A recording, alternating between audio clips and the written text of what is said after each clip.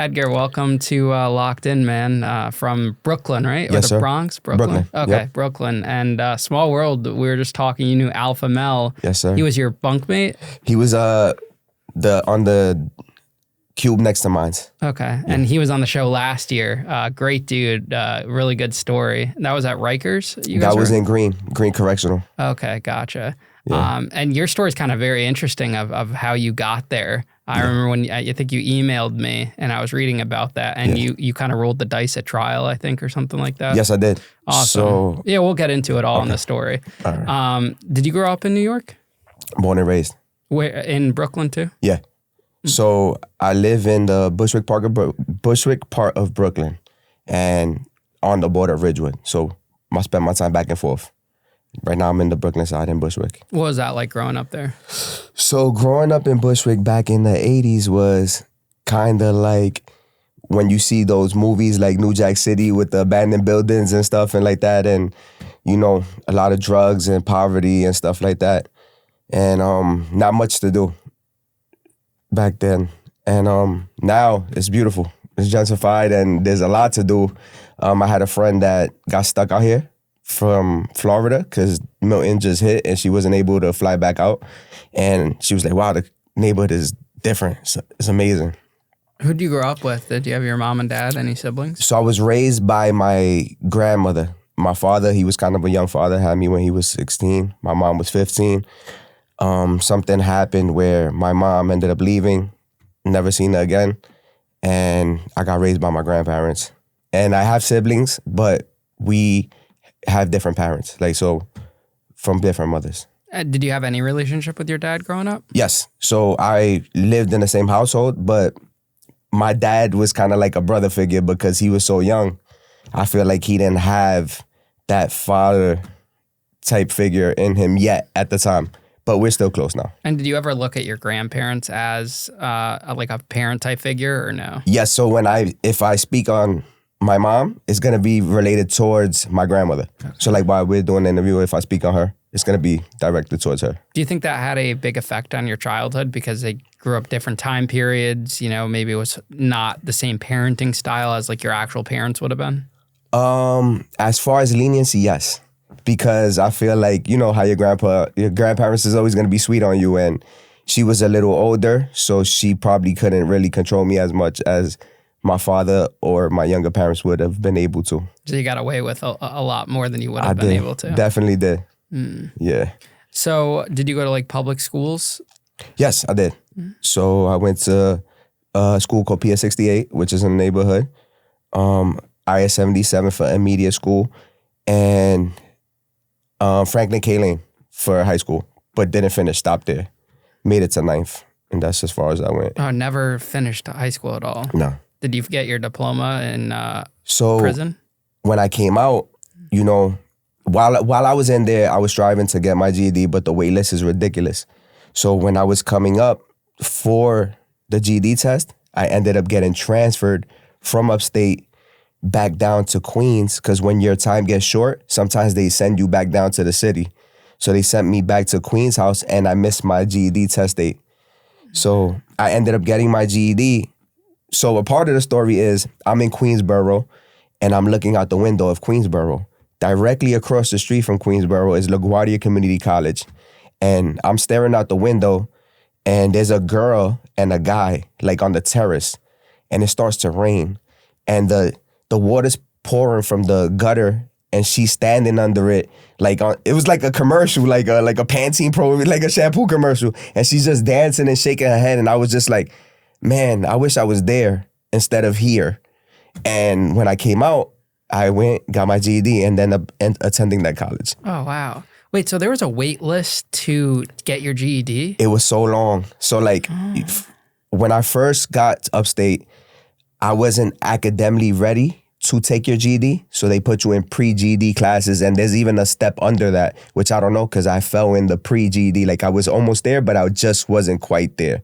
So you have to pre-test to see if you're ready to take the test. I pre-tested and I was ready, but the wait list was ridiculous. Yeah, see, in the federal system, if you don't have your high school diploma verified, you're in GED like within weeks. Yeah, You're mandated to be in those classes or you're getting a write-up. Yeah. So similar to state. So state, you're mandatory to do something. You cannot just go to jail and just sleep your time away. Like you have to be enrolled in either school. The easy way is to be a custodian or something, and that's what the people do in there. Like if they don't want to work, they'll be like, oh, I'm gonna be a house porter, right? But I was trying to be productive with my time. So I ended up going to GED, and then they sign you up for vocational. And the vocational that I wanted to attend was air conditioning and refrigeration, but the wait list was ridiculous for that as well. So they're like, hey, just jump into printing. It's the easiest. And from there, later on, something opens up, you'll be able to get into air conditioner. Never happened. Yeah. So why'd you leave the 9th grade or leave school after the 9th grade? Okay, so in 9th grade, I went to a school that I say it kind of prepared me. When I went to Rikers, it felt similar. Like I was like, oh, this feels like I've been here before. Because when I went to Franklin K. Lane in the 90s, I heard it was worse, but the school was bad. And I make a reference to the movie Lean On Me.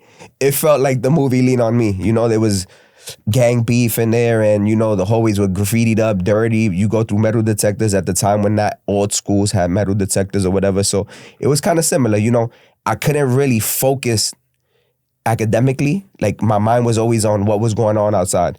Like not that I was scared, but like it wasn't somewhere where I felt comfortable to study at. I wanted to go hang out. Like I'll look out and I'll see kids smoking weed. I'll see girls cutting class playing handball. And that's where I wanted to be. So I couldn't really focus academically. So my mind got sidetracked. So I began, you know, some of my neighborhood friends ended up going to the school. So that school is considered a zone school, meaning if you don't get into any high school that you get chosen for, like you apply for, you get just pushed into that zone school. So it's like forced.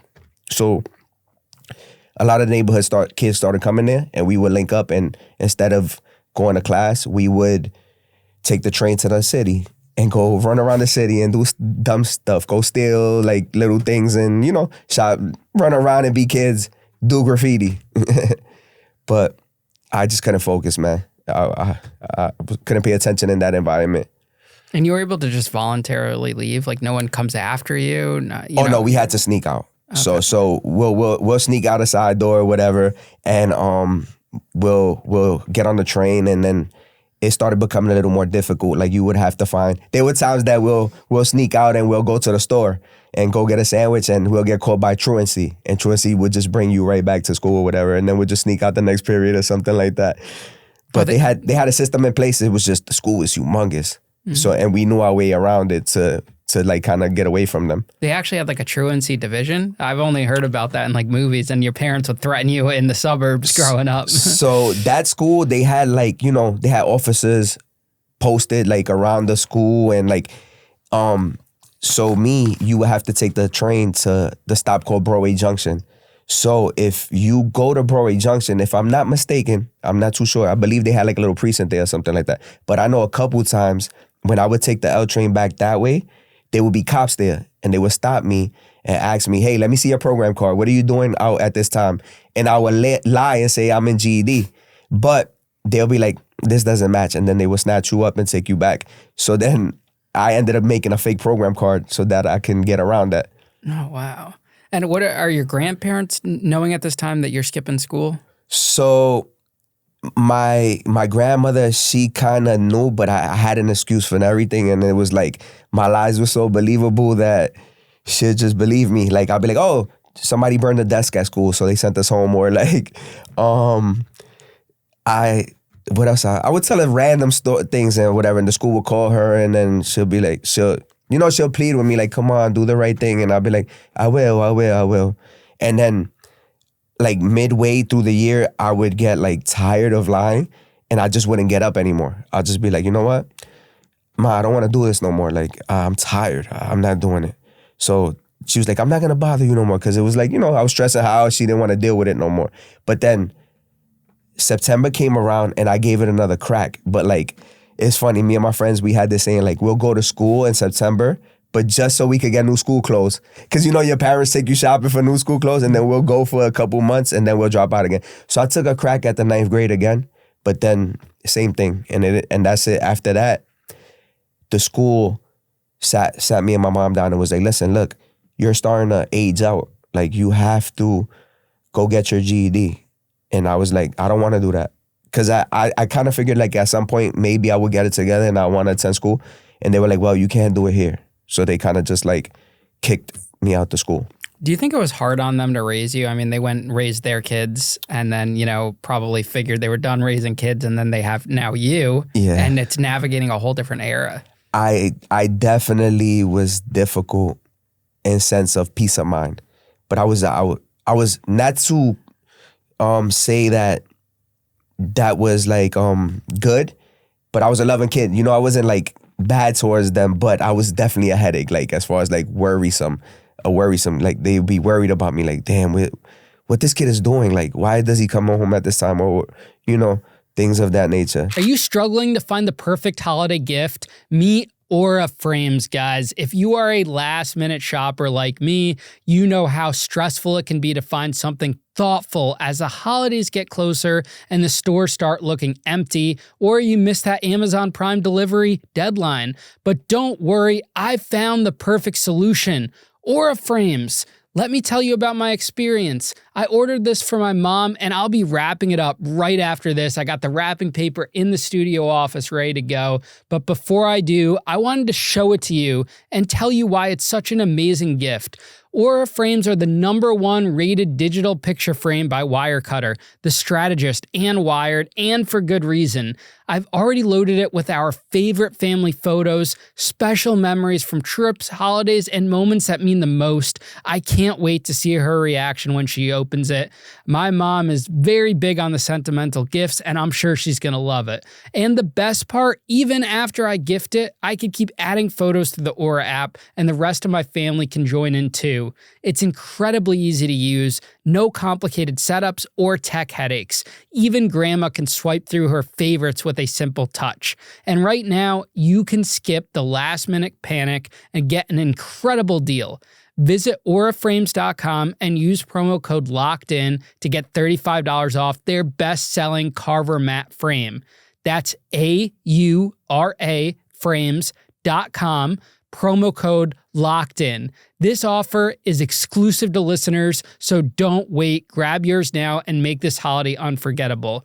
Aura Frames, the gift that keeps on giving. Terms and conditions apply. I hope you guys enjoy your Aura Frames for whoever you're giving it to and have a happy, healthy holiday season and new year. Now let's get back into today's episode. How do you think like your friends would describe you back then?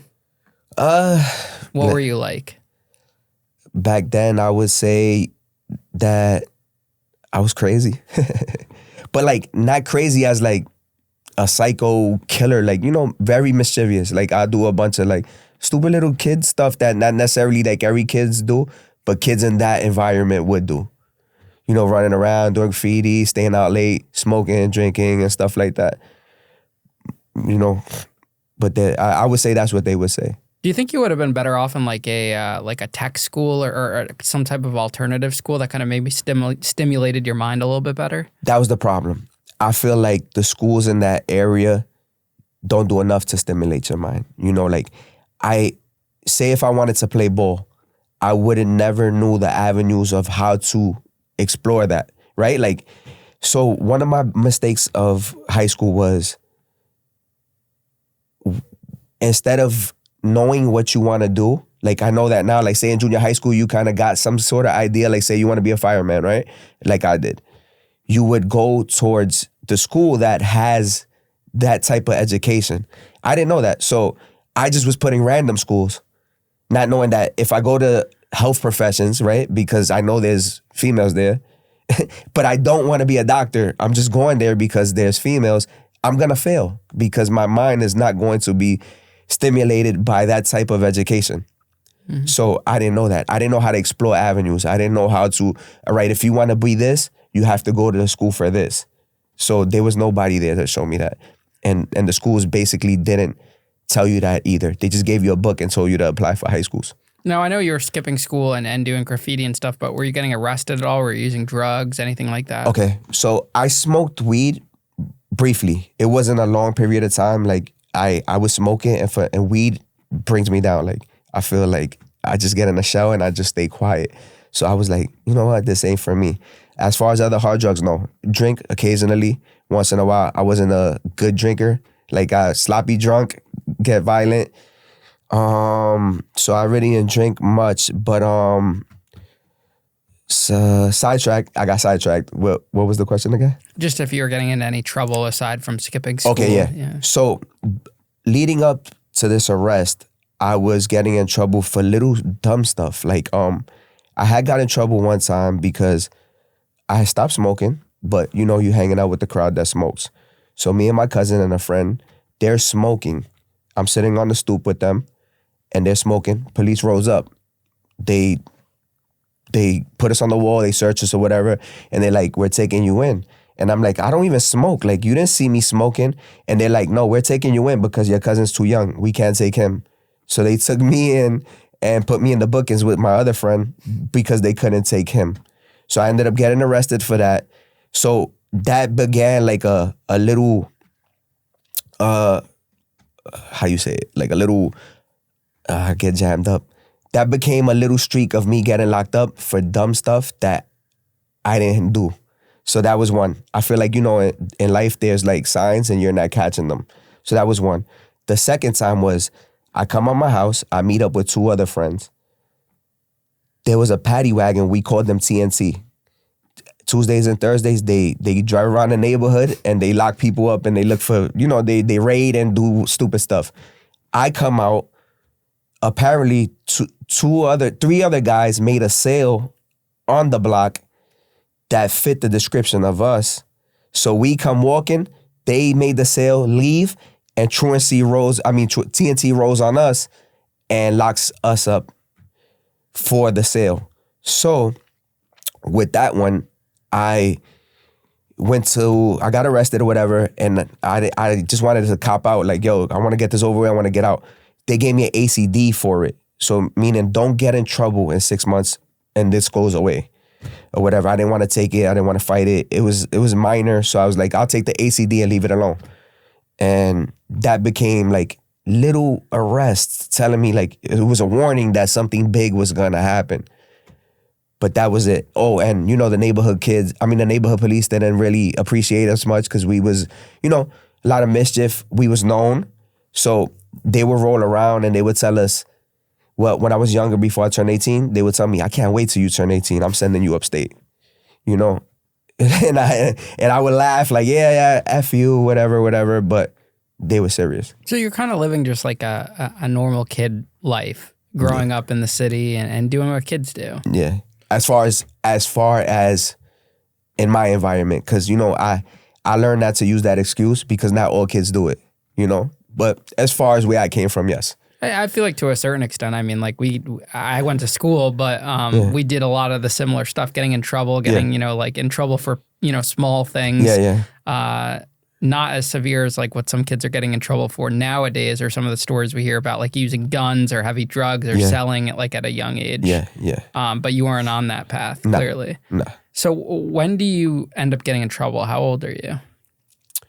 I believe I was 18 or 17, on the verge of turning 18. So what were you doing from leaving 9th grade till then? Just doing this every day? Were you working at all? And how were you able to just stop school completely? So I was hustling. I'm not gonna lie. I was selling weed. I was out there from that period, not immediately, but as I got older, I had to support myself financially. My grandmother was like, if you're gonna not go to school, you're gonna have to have a job. And it's not like I wasn't trying. Like I was putting in the applications, but like a kid at that age, it was hard to get a job. No background in anything, and I wasn't getting no callbacks. So I was like, you know what? I'm just gonna sell some weed, and that's what happened. I was selling weed or whatever, but never got arrested for that. And like I said, the sale prior to that was someone else making that, and I got in trouble for it. And did you have aspirations of like going to college or anything, or? At that time, no. But my main goal eventually was like I wanted to become a firefighter. That was I really wanted to do that. I just didn't know the avenue. Like I didn't know that, There was no one telling me like, hey, look, apply for the FDNY exam, none of that. And to be honest, I wasn't trying to figure it out at that time. Like, I didn't know. I didn't know what I was going to do at the time. Why firefighting? For some reason, I always wanted to be a fireman. Like, I don't know why. Since a kid, I was like, I want to be a fireman.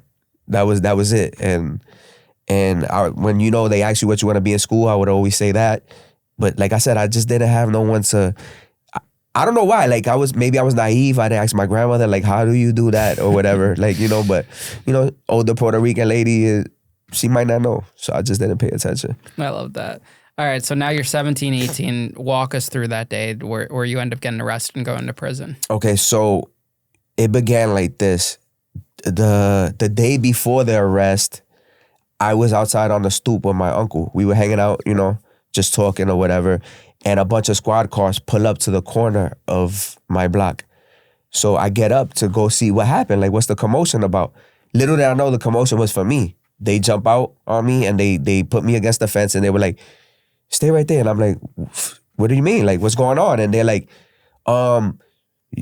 someone said you robbed them. And I'm like, what the heck? I was just sitting on this stoop. I didn't even get up off of this stoop. Like, what are you talking about? And they're like, just stay there. So what happened is the witness or whoever the person was, the complainant, ended up leaving. They didn't even wait for the police. They just said someone robbed them and they left. So I'm thinking it's another day in the neighborhood. They just want to fuck with me as a made up story, whatever. They took my information and they left completely. And the part that I'm about to tell now, I really never tell anyone, but I'm going to say it now. So the next day, my aunt calls me. She's like, hey, stay in the house. The police that was messing with you yesterday are back out in the neighborhood. But they have someone else. Like, they have them hemmed up and they're like, they have him hemmed up. And she's like, don't come outside. And I was like, what do you mean? Like, I'm coming outside anyway. I was going to go get a bacon, egg, and cheese. I go outside in my slippers to go get the bacon, egg, and cheese. As I'm walking, the commotion's over, they pulled somebody over. But I see someone like in a tinted, unmarked vehicle point at me, but I can't see who it is. Out of nowhere, cars jump back on the sidewalk and they throw me on the gate. And they're like, stay right there, don't move. I'm like, what are you doing? I just came out of my house. I'm going to get a bacon, egg, and cheese. They're like, you're arrested for robbery. I'm like, robbery? I didn't do anything. Like, what are you doing? So I grabbed the gate. I didn't want to let go of the gate.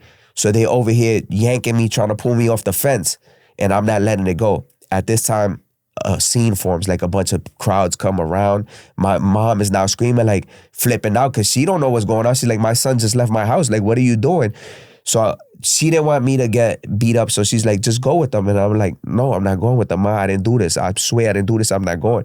The neighbor across the street was like, go. Your mom is getting agitated. My mom is a firecracker, like Spanish Puerto Rican. She, what the fuck, my son? Ah. So I'm like, I don't want nothing to happen to her. I let go. I go to the precinct and I'm in the cells and I'm just like, what the hell just happened? Like, I just didn't even know. My head was spinning. So I was just thinking like, maybe this is a made up story because they always threatening me and they always fucking with me. Like, maybe they just trying to pin something on me. I don't know. Or maybe someone's confused.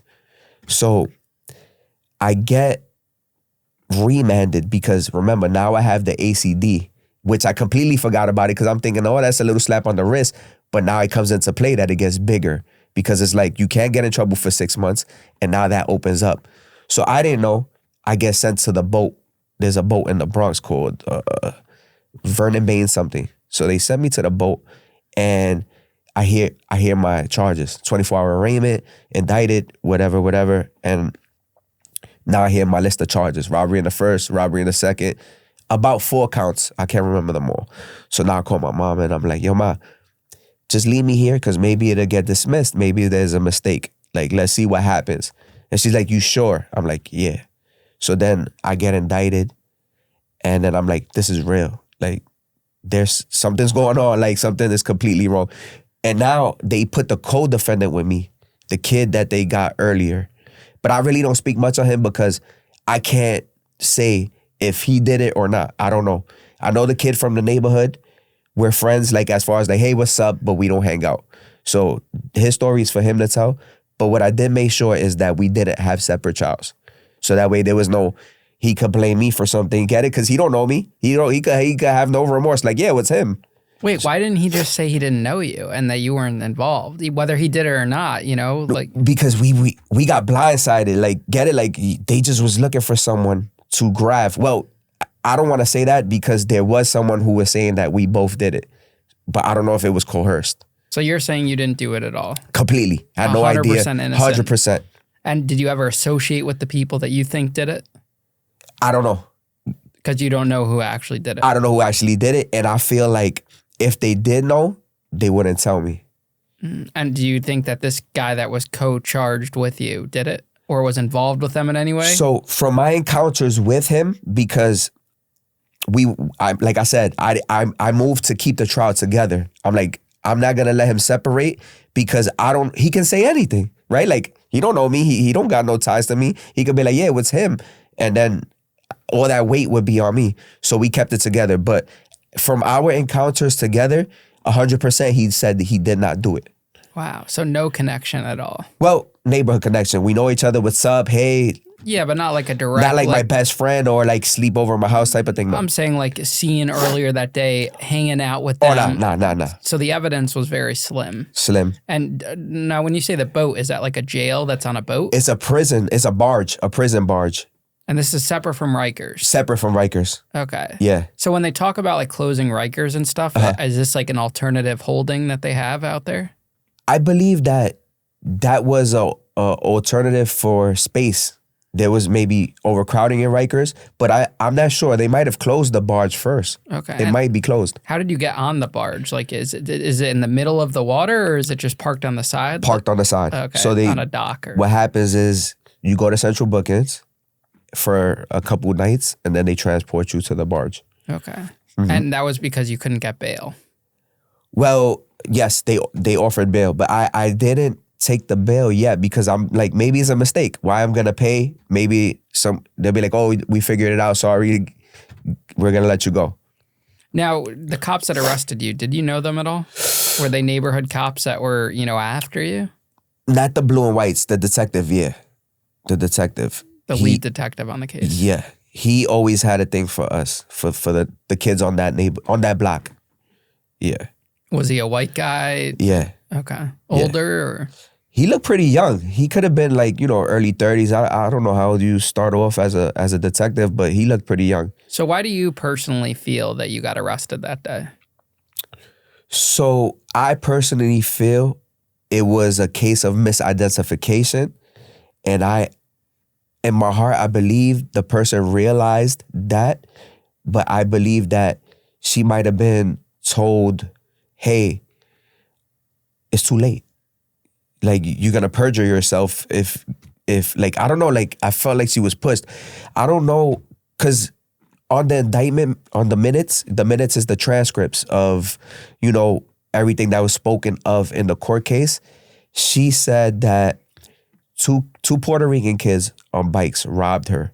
One, which she claimed to be me, was blocking her from moving, and the other pulled out a knife and said, give me your bag.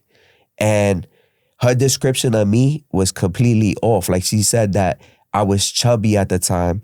I had a chipped tooth. These are still my teeth to this day, no veneers. Like, I never had a chipped tooth. I never weighed. If you see my pictures from then, I weighed like $120 soaking wet. I always said I don't doubt the claim that maybe she did get robbed. Who knows? But it wasn't me. Like, your description is off. And did she do like a lineup? Was there a police lineup? There was no lineup. So their reasoning for no lineup was, little did I know, when I came outside that morning, she was in the van and she pointed me. That was the person pointing. So I guess it's like an on-spot thing. But I've heard of this, yeah. I didn't know. I didn't know what it was. And I asked for that. I also said, hey, I wasn't even in a lineup. Like, they were like, the person pointed at you. Now, what did this woman look like? So the funny thing is, this woman lived about 5 houses down from me, right? And this was the early stages of gentrification, right? Like, so this woman came from somewhere, I don't know where, like what state, somewhere, and moved here. And you can tell because at the time they would stick out. It wasn't many people, so like from other places coming to live in the neighborhoods. So she was a white woman, and she lived a couple houses down, And this goes to show you how I didn't know this woman, right? She was walking by one day as the trial's happening. She was walking by the house and I'm sitting. I got out on bail. We'll go back to the bail story. I got out on bail and one of my friends catcalls at her. He's like trying to talk to her. But I don't even know that this is the woman that's accusing me of robbery. Like, I get back to the court.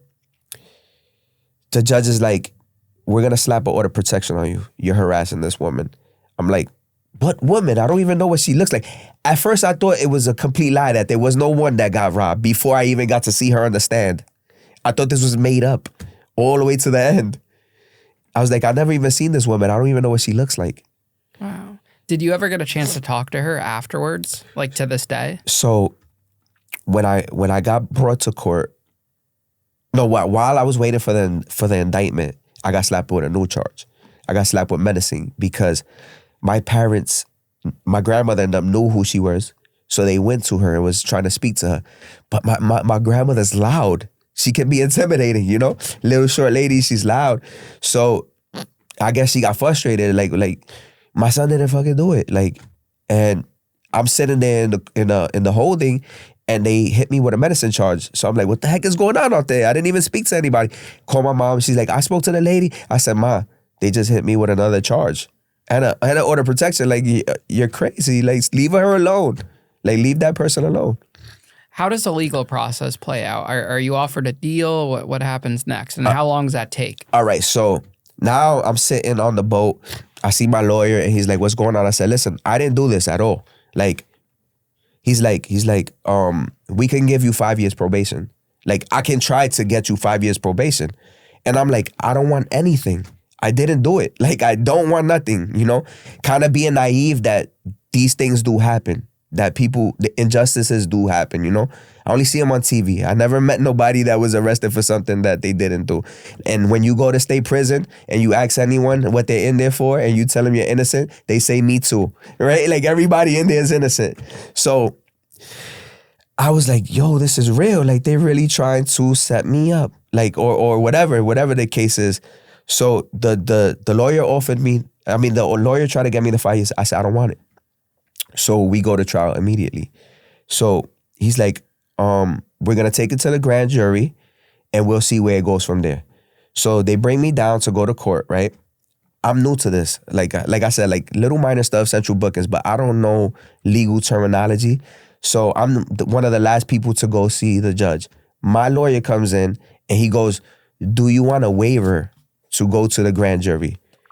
I thought that meant yes, to go to the grand jury. So I was like, yes, I want to go.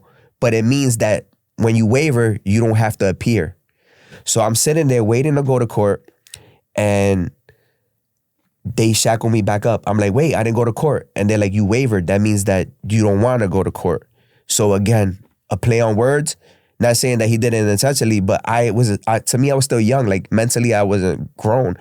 And I misunderstood. And I lost my opportunity because in the grand jury is where she gave the description of like I just explained to you. And maybe if they would have seen me in person, maybe they would have tossed it. They would have been like, this clearly not the same guy. So I missed my shot right there for that. So then from there, he's like, what we gonna do now? I was like, we're going to trial. Like, I didn't do it. I'm not taking this charge. Do you think that the attorney thought you were guilty? Like, do you think he was actually in your corner or no? At first, I feel like he was just going through the motions. It's probably another case for him. He just wanted to get it over with or whatever. But as time went on, I believe he understood. Because I even asked for a lie detector test. I was like, listen, I'll take a lie detector test. And he's like, it's insubmissible in court. And I'm like, why? Like, if it can prove me innocent, why? You know? And then he was like, they're not going to do it. They're not going to go for it. So I guess he seen like that I was trying everything to show him that, listen, it wasn't me. That's when he believed so. But do I believe he fought for me as hard as he could have? No.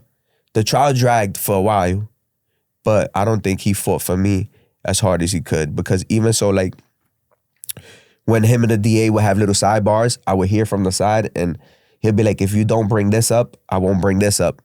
And I wanted to be in the loop. Like, what do you mean? Don't bring what up? So I'm like, damn, I don't know. Now, if you took the 5 years probation, would that have been a felony? Yeah, I believe so. Cause I didn't even ask. As soon as they offered it, I didn't even contemplate taking it or anything. I was like, yo, I didn't do this. I'm not taking anything. So I'm pretty sure it would have stood on my jacket. Do you wish you took it to this day? No. I don't regret my decisions because I didn't do it. Like, and you know, I lost a lot of time, but it's helped me become the person I am today. What were you facing going into trial? Like, how many years in prison if you lost? Oof. To be honest, I don't know because I don't know what each felony carries. I know, so I beat all the charges but one. I was charged with robbery in the second degree, and the minimum for that charge was 3 years, 3.5. I was given the minimum 3.5 with 2 years post supervision, which is parole. Which charges did you win? I beat robbery in the first, which is I guess like when you rob them directly or whatever. I don't remember the other two, but the robbery in the second was acting in concert. So they pretty much couldn't determine if I wasn't there or not. You know, it was my word against that person's word.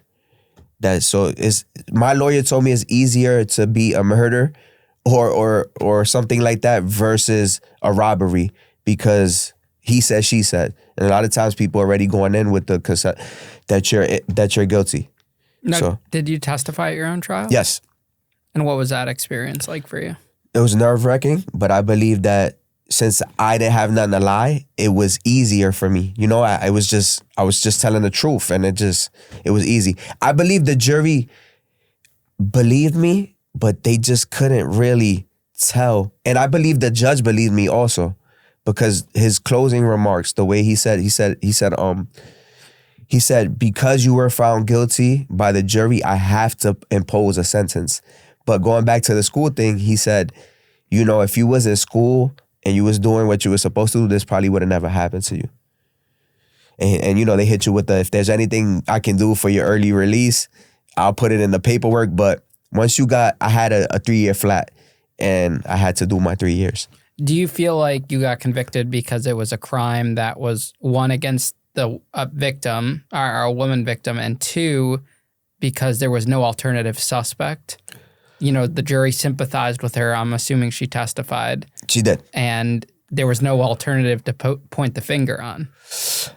I just... Like the jury wanted someone to be held accountable.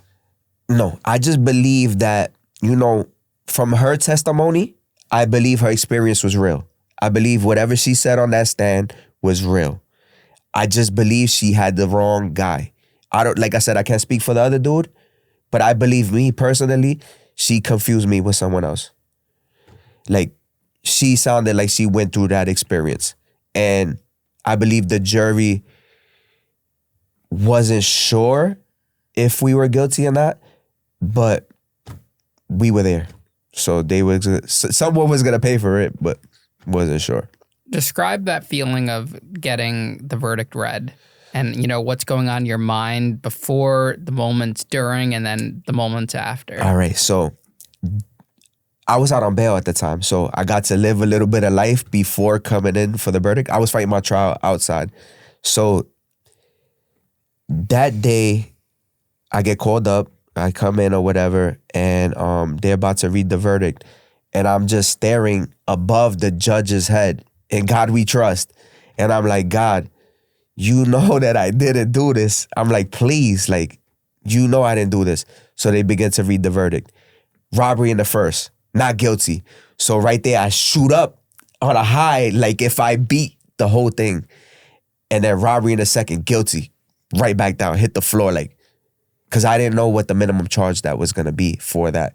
And then whatever the other two charges were, not guilty, not guilty. But I was in shock still. So I turned to my lawyer and he's smiling like if I just won the lottery. So he's like, congratulations. I'm like, but I just got found guilty. He said, but the minimum on that charge is 3.5 years. And I'm like, 3.5 years? I'm going to jail for 3.5 years? And he's like, yeah.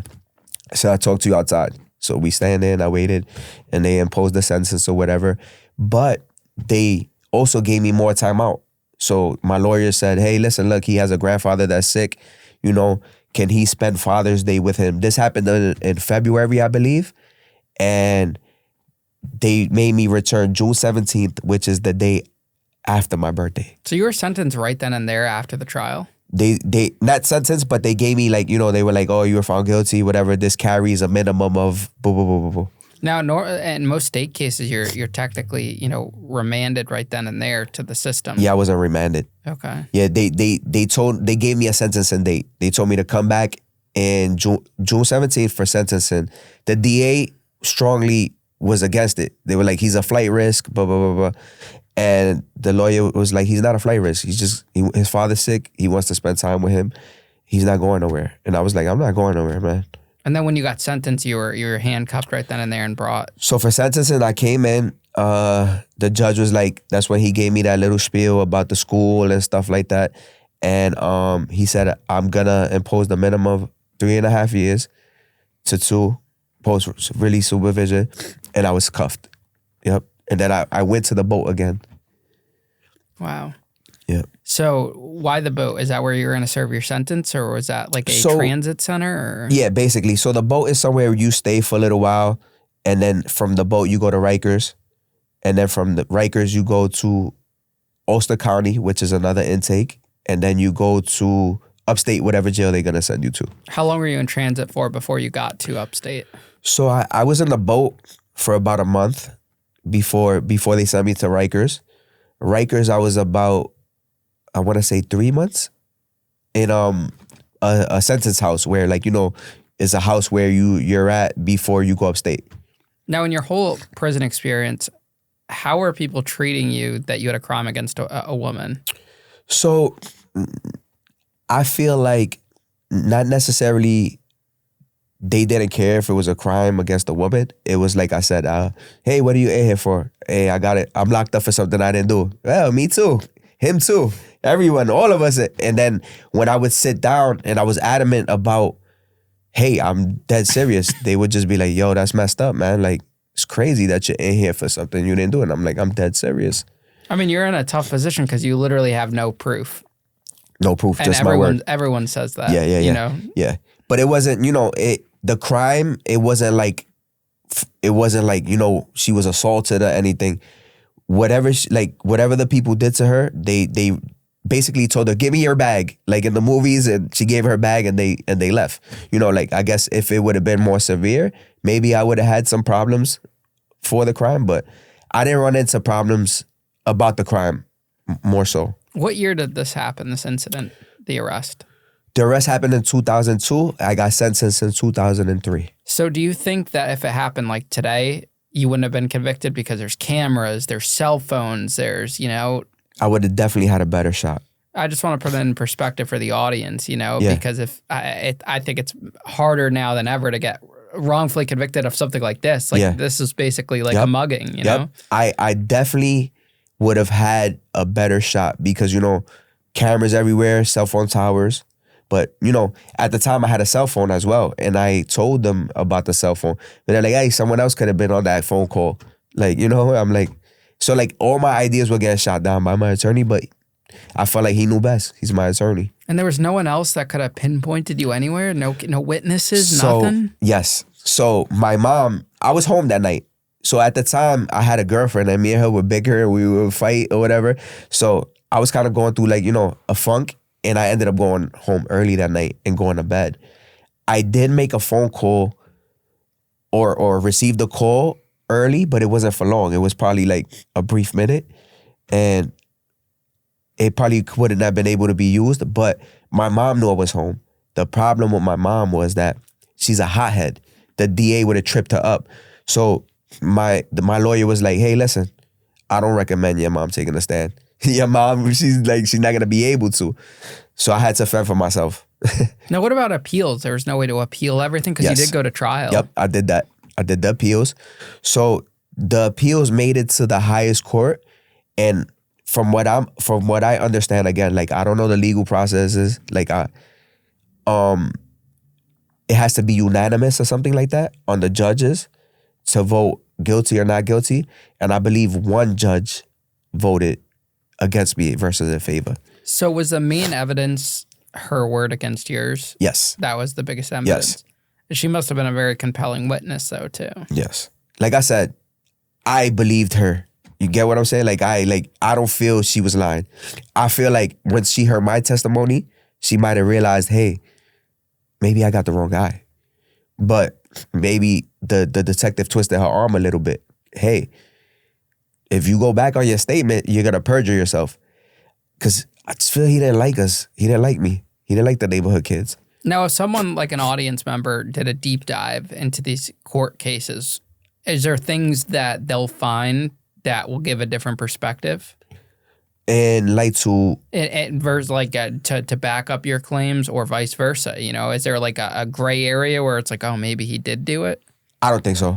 And I will hope that's my goal, to come on here and hopefully someone will want to do a deep dive on this. Or maybe she'll see it and me and her could have a conversation. Like, I'm harmless. I would love to sit down and tell you, like, it wasn't me. I didn't do it. Like, please clear my name. Like, even though it's too late for me to be a firefighter, but just having my name cleared to be amazing. You know, it's like people tell you, forget about it and move on. It happened so long ago.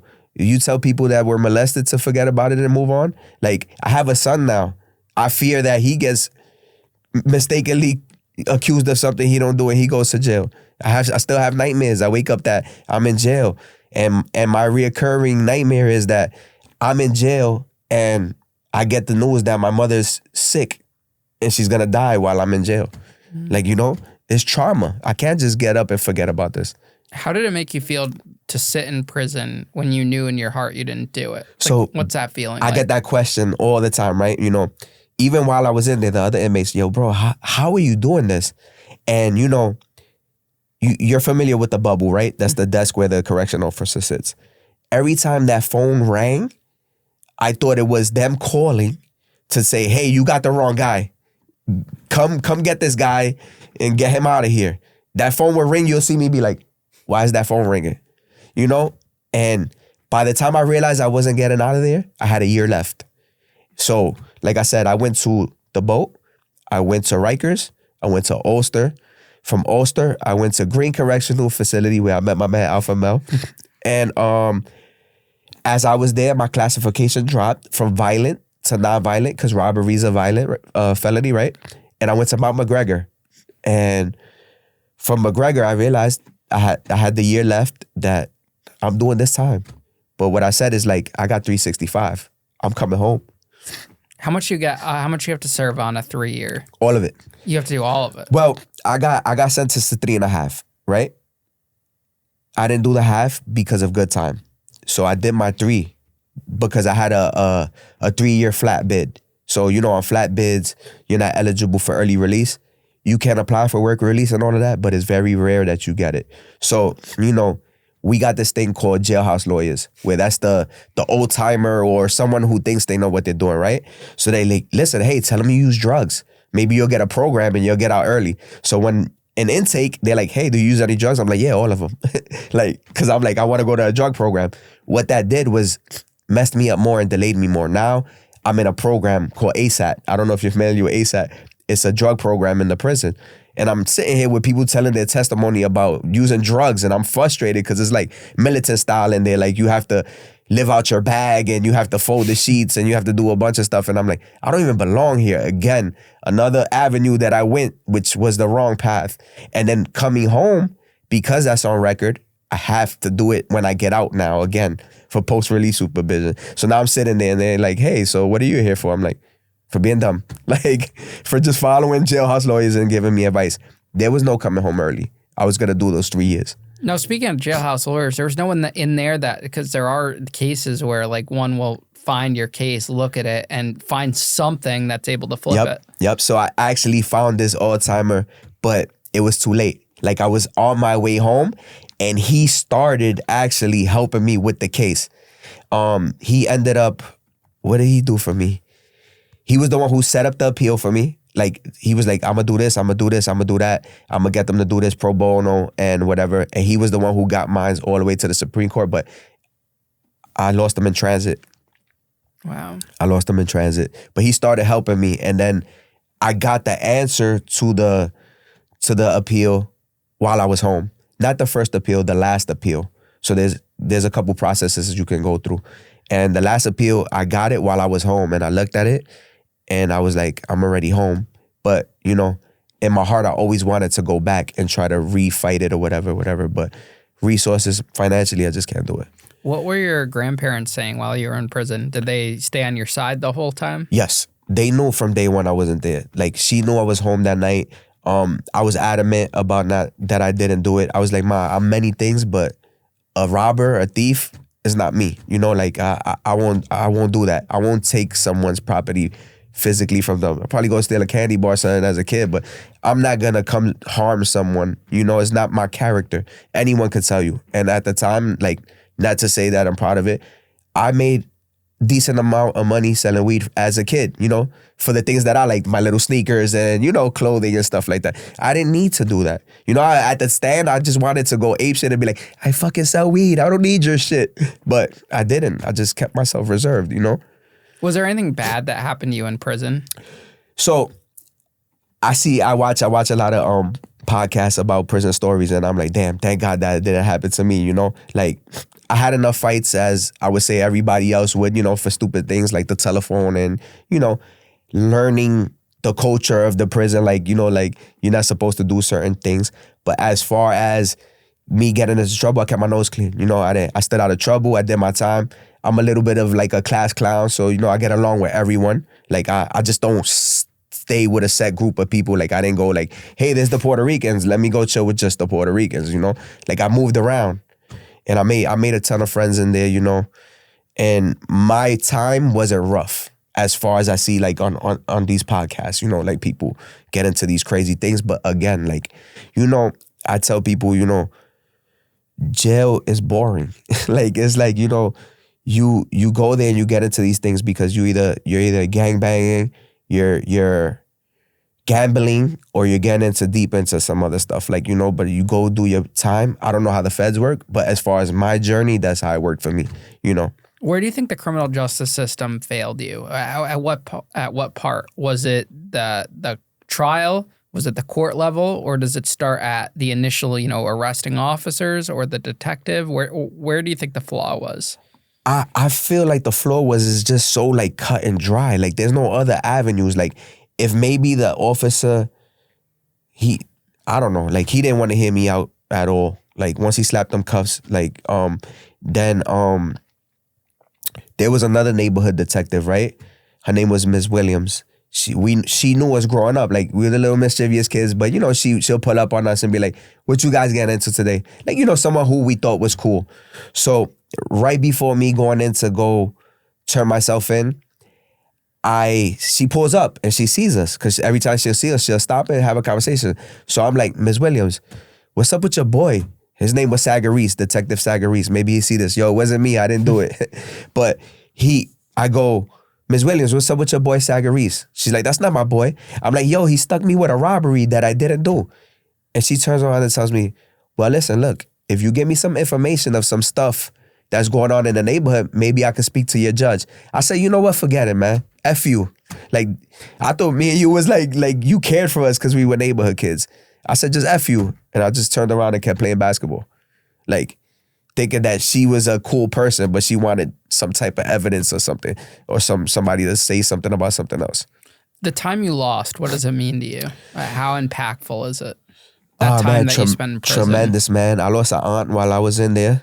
She passed away. You know, also a chance to grow. You know, a chance to become from an adolescent to a man. I spent my 21st birthday in prison. That's the time when people get excited. I could get into the titty bar, even though I was getting into them anyway with fake IDs. But like, you know, I can legally go. I don't got to use a fake ID from Connecticut like I had, you know. I felt like I lost so much. But at first, I was bitter towards it, right? But I also feel like maybe something bad could have happened to me. A lot of people was like, maybe you would have got killed in these streets. Something could have happened to you, or maybe you would have been arrested for something bigger eventually, you know. So I look at it like that. And I look at it as like, you know, it taught me to become a father. For some reason, like I feel like it made me a good father because I have a son and I also have 3 stepkids. So I was able to use my mistakes in order to guide them into not making the same mistakes. What would you have done differently looking back on it? I know you don't regret what happened to you, but what would you have done differently? Even going back to, in life, going back to childhood, would it have been staying in school? 100%. I would have definitely stayed in school and finished. I also probably would have made more friends who were more school focused as well. Like I love my friends, you know. They say, you know who your friends are when situations happen, you know? Like they say when you get arrested, everybody's gonna abandon you. In my instance, all my friends were there for me. None of them abandoned me. Whether it be sending me packages, socks, t-shirts, my little circle was there for me. They held me down. Maybe because they knew I was innocent, but I didn't lose any of my friends. But surrounding myself with people who knew more on the roads to take to become someone successful in life. You know, like I said, I was just lost. Like we didn't have nobody explaining things to us. Like if you wanted to be a basketball player, like I thought you just had to get discovered playing ball in the park. Like I didn't know you had to go here, go to this college so scouts could see you or whatever. Like if you want to be a fireman, take the FDNY test, go to college, get 2 years, credits of it so you can be a fireman. Like, you know, I didn't know those. And those helped me raise my kids because I put them in avenues and kept them busy and kept them in sports growing up as well because I also feel like idle time. There was nothing to do in the neighborhood, you know? We had this one park where they had handball courts and a basketball court. They knocked it down to build an annex. Now we had to travel to another park in another side of the neighborhood, right? And we were not welcome in that neighborhood. Like, you know, we would fight every day over there, but, you know, and we would be in that park. But there was nothing to do, man. There's no rec centers, no YMCAs at the time over there by where I'm at where we can have fun. So all that mischief came in out of boredom. What happened to your co-defendant? So my co-defendant, he blew trial on every charge. But I believe being that he was a minor, he didn't do all the time. He just got off on something easy. But when I came out of prison, I never seen him again. When you came out, did you get your life on track or were you getting back into trouble again? So when I came out of prison, right, I had a plan. While I was in there, I was like, listen, I want to do these things. I wrote them down and I'm going to work on them. So when I was in Queensboro, they brought me down from McGregor to Queensboro. I told you that's where I seen the girl on the college. She was in the rain and stuff. So when you go to Queensboro, there's a couple programs that come to the prison before you're being released and they speak on you and they like kind of try to recruit you. Like there's a program called Ready, Willing, and Able, which is like a program that it gives you a job, it gives you somewhere to live, and they pay you while you attend. But I was like, I have somewhere to live. I'm not going to do that. I went to this program that came and visited me and they were called CEO, Center for Employment Opportunities or something like that, where they put you at job sites and you get paid $40 a day. They help you get your GED or whatever. And every Friday you go on a job interview for job placements. I was doing that for a little while, but the $40 a day wasn't enough. So I began to dibble and dab again and selling the weed.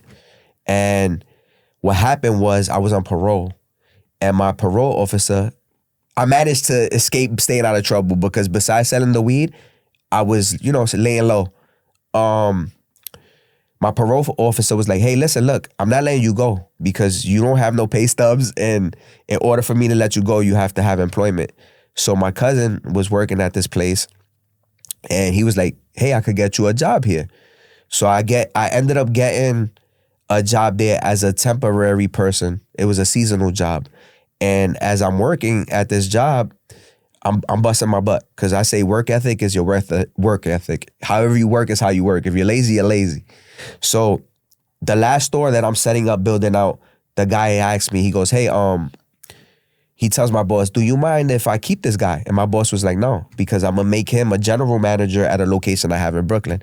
So I was like, hey, boss, look, I'm not ready for that. You know, like, let me stay here with this dude so I can learn the ropes, and then I'll come back to you for that. So he was like, I'm going to let you stay, but I'm going to make you an assistant manager. I was like, I could probably handle that. So I stood on as an assistant manager, got hired permanently as an assistant manager. The following year, did great as assistant made manager. Stood there for a couple years. In total, I was in the company for about 12 years. I ended in that company as a district manager. But the company went under right before the pandemic. But what happened was, before the company went under, my boss became a regional, I don't want to name drop the companies, but he became a regional vice president at a company. He sent a recruiter to all the stores that were closing. His recruiter came to my store and was like, do you mind if I recruit employees? You guys are closing anyway. I said, knock yourself out. I said, but I know your boss. And she was like, who's my boss? I was like, Jason. And she was like, do you mind if I give him your number? I was like, yeah, go ahead. He called me within 10 minutes. He's like, hey, my man, Eddie, like, what's up? I hear you closing. You want to come over here? I got a position for you. Came on with them as a district manager for a couple months. They're seasonal. So I did 6 months with them. Then the pandemic hit. Was out of work for 2 years, 3 years, however long the pandemic was. But then I was like, it's time to get back into work. And I applied for Frito-Lay. And I'm currently a truck driver for Frito-Lay. Those jobs are great. I have a couple of friends that do that. And you get your own route eventually. And I do. Yeah. I have my own route. You can make a lot of good money doing that. Yep. So good benefits, everything. Exactly. So I'm doing pretty good, at least in the employment. But it's not where I want to be, but I'm doing it because I got to do it. What have been some challenges of having a violent felony on your record? So the challenges have been to get into fields that I want to be in. Like, get it, I applied for the FDNY exam. I passed the exam.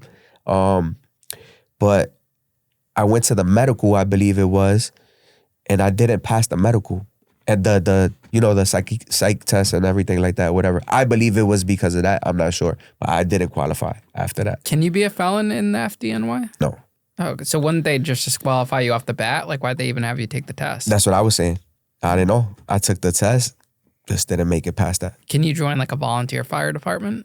I probably can. I never really looked into it. It's funny that you say that. I began last week. I volunteered for animal shelter. Oh, that's awesome. Yeah, because I believe in exploring outlets. Like, I work for Frito-Lay now, right? And I feel like if that's all you do, you're not opening other doors. Like, you got to go into other places and try to like create opportunities for yourself. So one, the animal shelter is therapeutic for me, like I like animals. I go there, I really stress helping the animals out, but you never know what that leads into. I'm networking. I meet somebody and they, hey, listen, I got a ton of clinics. Like, I might need you to run these. Never know, So I'm always exploring different things. Do felonies on your record on a state level, because it's been so long, do they kind of dissipate over time? Do they have less of an effect? Like that, your convictions were, coming up on 22, 23 years ago. Yeah. So what I believe is now there was a law passed not too long ago, if I'm not mistaken, where they're not supposed to ask you these things or whatever. But what they do is they ask you, have you been convicted of a crime or a felony within these past years, right? So I say no, because it's been over 27 years. Like, if they ask like, hey, 7 years? No, haven't been convicted 7 years of a felony. 23 years ago. What about housing? Has that affected you at all? No, not yet.